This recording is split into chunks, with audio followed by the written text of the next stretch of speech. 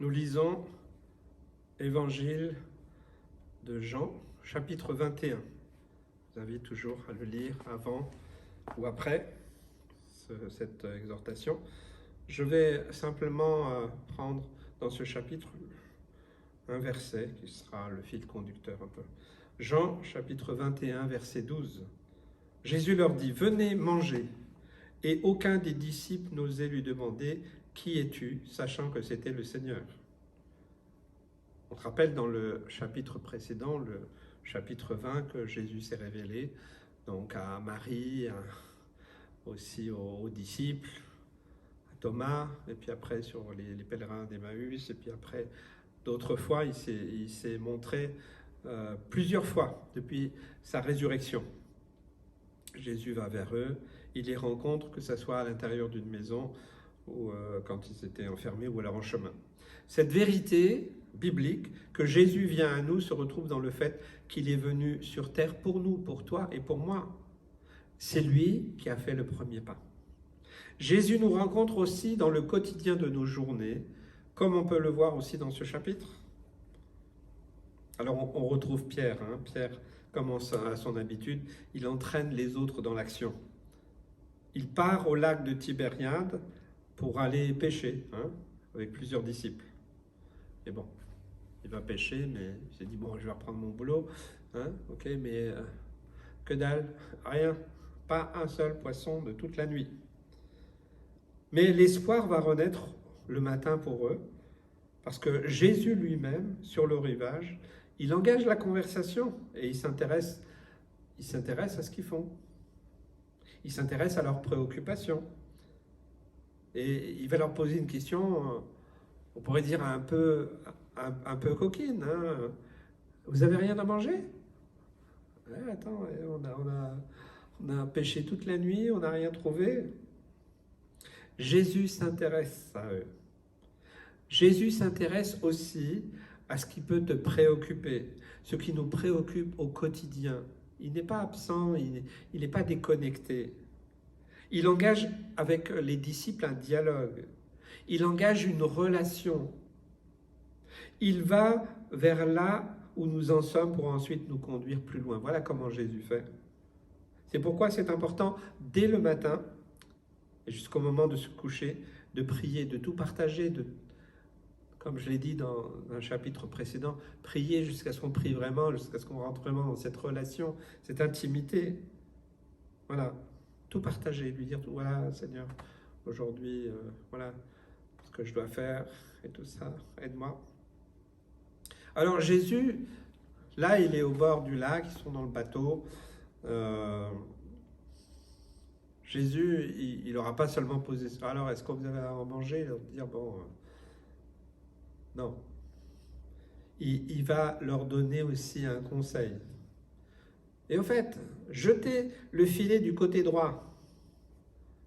Ouais, on a pêché toute la nuit, quittez, toi, tu es un spécialiste. Ils l'ont pas vraiment reconnu tout de suite. Mais une fois qu'ils ont obéi, tout simplement, c'est là que le miracle se produit. Une grande quantité de poissons se retrouve dans le filet. Alors leurs yeux, les yeux par exemple de Jean s'ouvrent. Il reconnaît Jésus et il en parle à Pierre, qui se précipite alors qu'il était, le texte nous dit, il était nu sur son bateau, il s'habille vite fait, il jette du bateau et il part à la rencontre.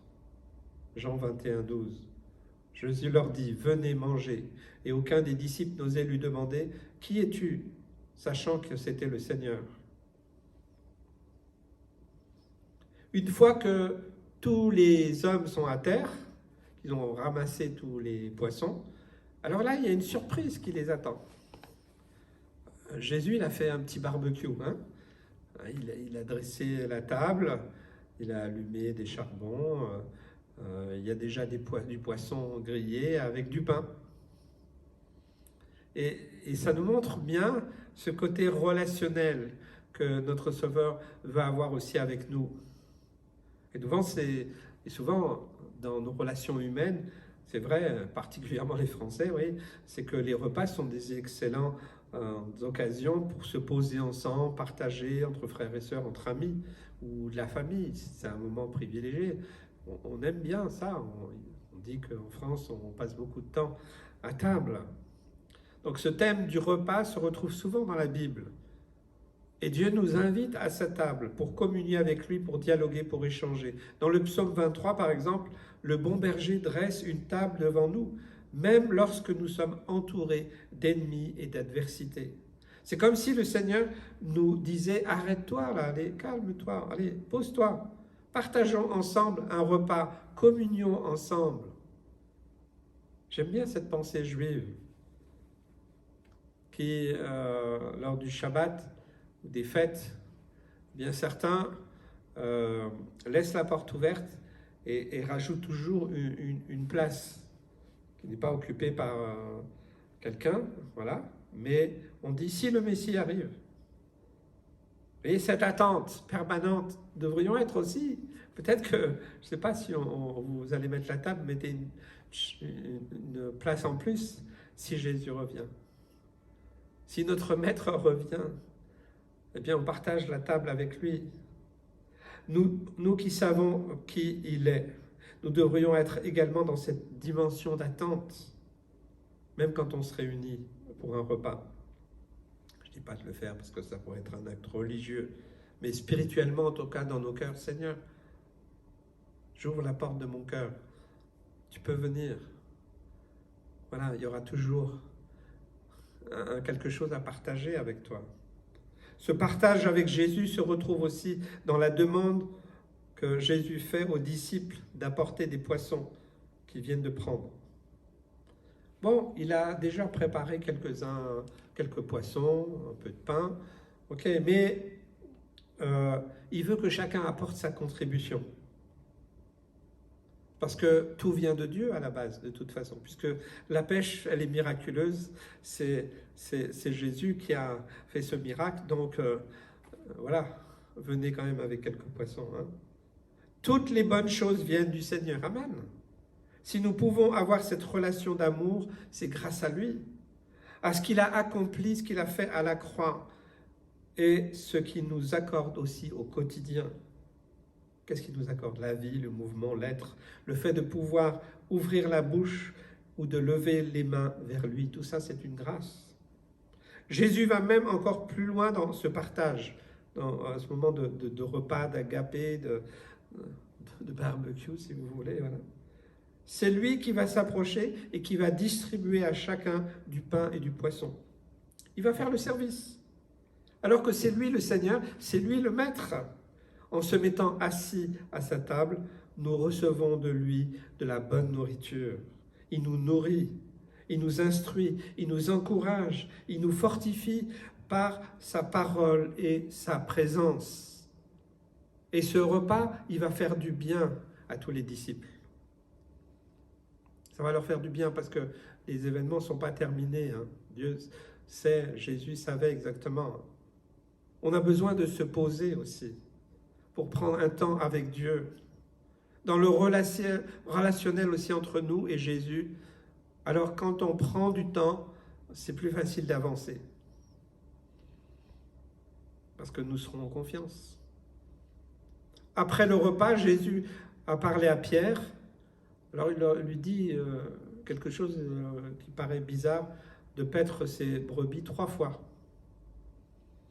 Rappelez-vous, Pierre a renié combien de fois Jésus? 3 fois. C'est comme si il voulait rétablir quelque chose, là, spirituellement. De paître ses brebis 3 fois. Pourtant, il l'avait renié 3 fois. Jésus n'a jamais évoqué cela pendant ce repas.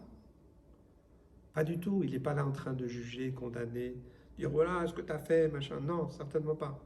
Il a simplement partagé un moment avec eux sans exiger quoi que ce soit. Et cela a contribué à tisser des liens puissants, des liens d'affection, des liens d'amitié entre eux et le Seigneur. Combien c'est important parce que Jésus allait bientôt partir. Donc que nous soyons reconnaissants de ce que Jésus soit venu jusqu'à nous. Il a fait le premier pas. Ce n'est pas de notre propre initiative que nous sommes sauvés, mais c'est que le Fils de Dieu est descendu de son royaume de gloire et il s'est approché de nous. Le royaume de Dieu s'est approché de nous par son œuvre à la croix. Rentrons dans cette communion. Asseyons-nous à sa table pour partager et grandir dans notre relation. Que cette affection, que cet amour grandisse, ainsi que notre reconnaissance envers lui. Que nous puissions nous nourrir de toutes les bonnes choses qu'il nous donne jour après jour. Soyons reconnaissants. Et imitons notre Maître en faisant la même chose aussi envers notre prochain. Cela portera du bon fruit et Jésus sera honoré et à lui toute la gloire et l'honneur. Que Dieu vous bénisse et vous encourage.